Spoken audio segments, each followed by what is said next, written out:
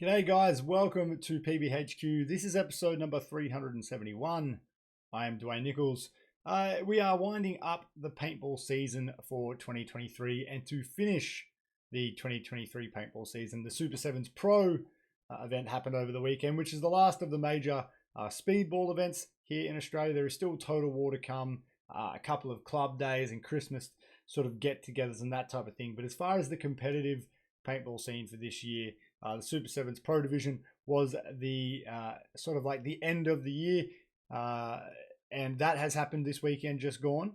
In addition to that, we have the Thailand X-Ball League coming up this coming weekend, which is featuring a number of Australian players that we're going to be talking about in just a little bit. So hopefully you'll hang out tonight with me. Put a comment down, let me know who you are and where you're joining in to watch the show today. It is November 27th. So yeah, the year has just flown by, and we're about to wrap it up.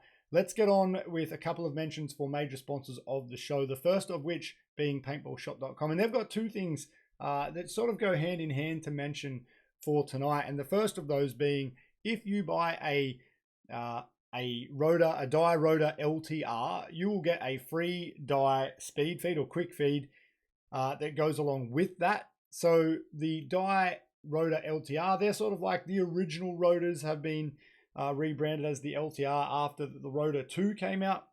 Still one of the most consistent, most widely used loaders in the game.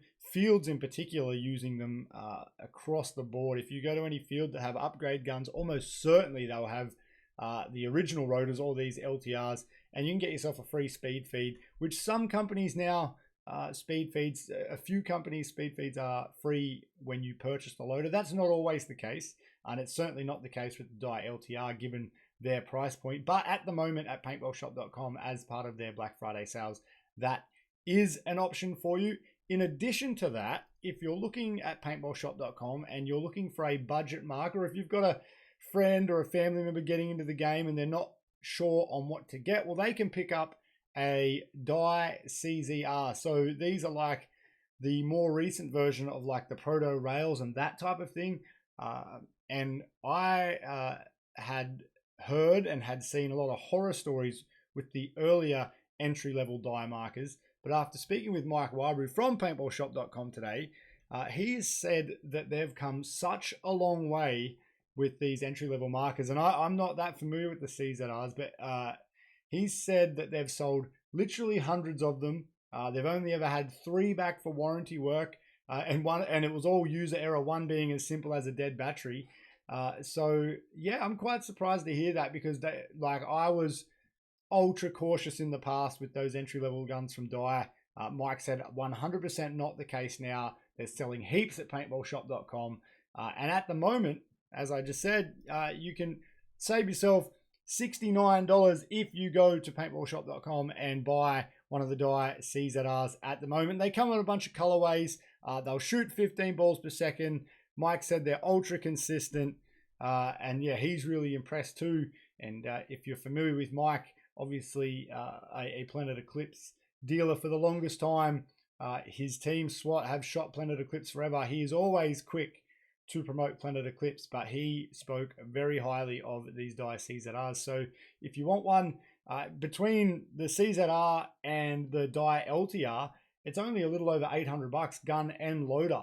So yeah, if you're looking for a budget option to get into the game, you add a Gladiator tank on there, you might be a tick over $1,000, and you've got yourself a setup that will get you on the field, whether you want to play Total War, if you want to start training, playing in AM, semi-pro, pro, whatever the case might be, you've got an option there with the die CZR and the die LTR at paintballshop.com. So quick mention for those guys. The bit of paintball news that came out this week, that's obviously not the best news, it's probably the worst news that you could hear in the paintball world, is that a field has closed, and not just any field, but in Adelaide, or on the outskirts of Adelaide, Skirmish SA has closed. Now, the significant part about this is that Skirmish SA is not just a rec field or for punters. It was the home of tournament paintball in South Australia for something like 2 decades at least. There was once a thriving tournament scene in South Australia, where teams from Sydney, Perth, all over, would, obviously Victoria, would make their way over to Adelaide for their events. And then for a little while, around, like, I'm going to say 2014 through 2017-ish, there or thereabouts, it really dropped off pretty significantly. And then piano has come along in the last couple of years and has building it back up again to the point where they've had, I think they had 8 teams at a 5-man event last year, or in the last couple of years. They've definitely done a lot better, but unfortunately it seems as though the owner of the land has not renewed the lease. That's effective immediately. That means that Skirmish SA is closed. I know that some players as well have been reaching out to the field owner. They've been talking about options to try and keep things alive, whether they can take the speedball scene and speak with another field in South Australia and get over there and try and make something happen so that they can play more regularly and train, because at the moment there is essentially nowhere for Adelaide or South Australian based players to train and play events. Piano will be looking into what they're doing next year, but everything is sort of in a state of limbo at the moment. That's really sad to see.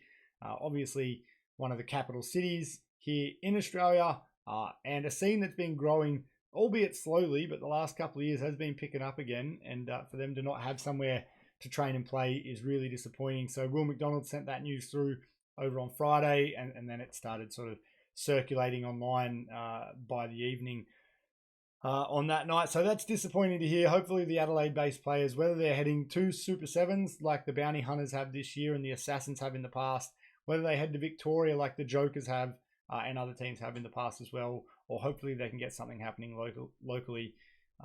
We'd like to see that. Nobody likes to see fields closed, but particularly one like Skirmish SA that's been the home of the scene, whether that be SAPA, the South Australian Paintball Players Association, or more recently Piano. Really disappointing to see. Hopefully everyone over there can find a way to continue playing paintball. Quick mention, moving on for Gladiator, the other major sponsor of the show. They wanted to do a congratulations to the Eskimo Bros, and the reason I didn't do this right at the jump is because I'm going to be talking about their Super Sevens Pro results. The Eskimo Brothers not only won the Pro Division over the weekend, they also secured the Series Champions. They got those cool rings that you can see there in this image. So if you want to use Gladiator products like Eskimo Brothers and like so many of Australia's top teams, gladiator.com.au is where you need to go to find your nearest stockist. You'll be able to get them in your hands. Paintballshop.com, of course, being one of them and one of the major ones if you're looking to get them. Let me bring up the graphic here before we talk more about it. The Eskimo Brothers got the win. Sydney SWAT got second and Cartel Nation got third. So Cartel Nation, they got 3 third places this year, getting themselves third place in the series overall. Eskimo Brothers, 2 firsts and a second, and SWAT, 2 seconds and a first, meaning the Eskimo Brothers are your series champions and obviously event winners.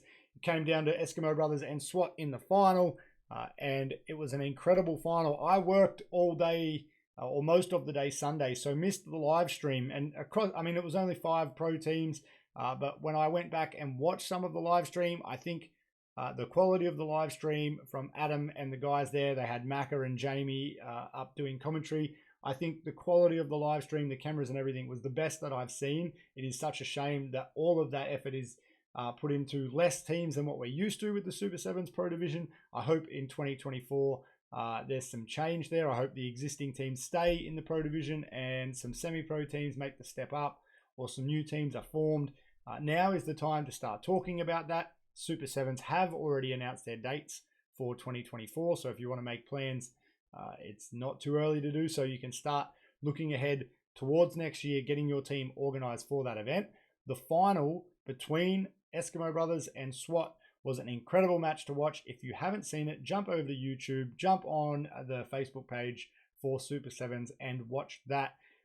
SWAT shot out to a 2-0 lead, and not in any particular hurry. The first point was about 4 or 5 minutes, and then SWAT led 2-0 with around, give or take, 4 minutes on the clock. Eskimo Brothers scored a point that took a couple of minutes, then scored a quick point with a nice run through. I think it was Ben Simpson that went through the middle and took out 3 on a pretty bold run through given the game situation. And then with around minute 10 to go on the clock, Scores tied 2-2. Eskimo brothers managed to work their way down the field, and to say that they won it in the last second is no exaggeration. Quite literally, Johnny Robber touching the buzzer with 1 second on the clock. He was clean to win the event for the Eskimo brothers. If you don't watch any other game, worthwhile going through and watching that one. So congratulations to the Eskimo brothers and SWAT and Cartel. They've been the 3 consistent teams this year. Wicked Assassins had stepped up to pro after their semi-pro team won over the weekend prior. So those guys will be playing pro next year, which will be good to see. The Mungers were there as well. Those guys didn't get a win for the day, and given how quickly things all sort of panned out, their day was over by lunchtime. But yeah, Cartel Nation, they've been a solid third all year. SWAT, who had a bit of a throw-together team by SWAT standards. Ryan Newman jumped on with those guys. Rayner jumped on as well. Some of their regular and experienced players unavailable for this event, which is very unlike SWAT. But yeah, Eskimo brothers deserved winners in what looked like it might have been going the other way in just a little bit. And I wanted to point out for anyone watching at the moment, if you're wondering what it is that you need to do to be amongst the best players here in Australia, well, firstly, you have to play in the Super Sevens Pro Division. That is where the best players are. And I believe the Simpson boys may have 7 or 8 series titles now between them. But if there's something that is glaringly obvious in this photo that the best players in Australia all share, it is impressive beards and receding hairlines. So it seems as though if you want to be the best, and if you go and look at the photo of Sydney SWAT, who got second, far too much hair on their head and nowhere near enough hair as far as facial hair is concerned. And as someone in my mid-30s now whose hairline is starting to recede, maybe my best paintball is ahead of me. But I'm just throwing a bit of a joke out there at the Eskimo brothers. But incredible effort from those guys. Most of them are in their mid to late 30s now, some in their 40s, and they are continually performing at the peak. We've had teams like STK come out. We've had Eskimo Nation, which was a throw-together team or a secondary team from the Eskimo brothers, take it to these guys over the years, and they are just ultra consistent. They don't win every event, but if they're not in the final or very close to, yeah, they're just super consistent. And for mine, in the past, my interest in the Pro Division has probably been since about 2015 or 2016, and the most consistent player regularly at that level is Johnny Robber. He was the MVP from the event, touching that buzzer with 1 second to go, winning himself an Ether 3M along the way. So congratulations to him on another win and another stellar event. That's it for this year. I'd be interested to know what everyone's plans are for the Super Sevens next year. Will you be playing? What division will you be playing? Yeah, drop a comment and let us know about that. And the last speedball event that I'll probably be covering this year, at least that I can think of at the moment, is the TXBL happening this week at Pattaya in Thailand. There is 3 divisions, 26 teams, 10 in their Division 1 and then 8 in both Division 2 and 3. They play a limited paint format. Eastside Raw, so Elmo, who is already in Thailand, he has a team, put together a team of killers for Division 1. And then STK Entourage and the OG Boys Australia, which is made up of a few Australian players, a few guys from PPG in Sydney, Simo from here in Wagga from Asylum is heading up, Alex Kith, who lived in Canberra and has since relocated to Thailand, he is sort of behind this. So those guys will be playing in Division 2, as will STK Entourage. So best of luck to all the Australians playing over there in this one. I believe Harrison Fry and maybe some other US-based pros will be heading out, and there will be a free webcast if you're looking to check out the TXBL this weekend. It's going to be a big weekend over there. 26 teams across a couple of days, a lot of paintball to get played. So yeah, check out the webcast, support the guys there. The last event was so well received. I spoke to a number of people that came back from that. I think it might have been in like June, July, or May, somewhere like sort of around when our sort of winter was looking at sort of kicking off there or thereabouts. Awesome feedback. I know that Dave from the Malaysian X-Ball League has been helping out on that one. All these guys are getting together for a really big end of season event in Pattaya. So best of luck to them, and in particular the Australian guys. We want to see Eastside Raw take the win. We'd love to see Entourage and the OG boys in Division 2 up featuring in the finals, and hopefully that is the case.